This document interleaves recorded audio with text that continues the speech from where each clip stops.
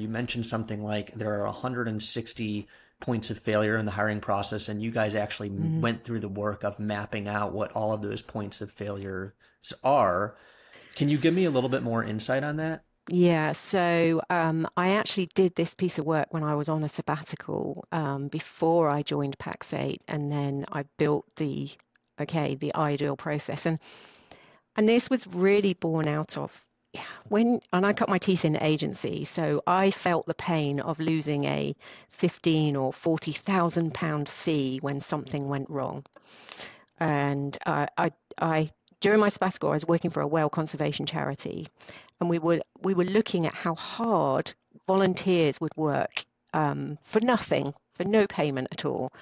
And I was scratching my head, going, how do we get people to work for free, and yet we pay them, a sum of money, and yet the hiring kind of goes wrong. So I literally took out a whole book of post-it notes and wrote down every single thing that went wrong in recruitment that I could remember over 25 years of both agency and in-house practice.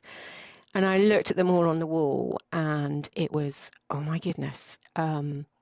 I stopped counting at 150 because I was like, okay, I've got enough. I don't need any more. It's really painful. It hurts just looking at all those mistakes that I've made over the years.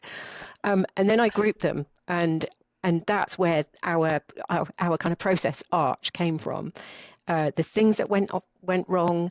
60% of the upfront work that you do to go to market with a job description, that's where most of your failure points come from. Poor intake briefs, poor job descriptions. Hiring managers don't know what they're looking for. You don't know how the role is measured. So many of those kind of areas. You haven't got the right job boards lined up. You don't know which job boards to use. All of those things. And then the process. Okay, you don't have an interview room.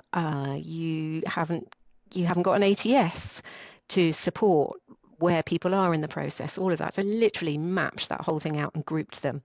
And then we started to rebuild the process into an ATS against, right, what do we do at this phase to make sure that a candidate doesn't withdraw in the process after offer, for example?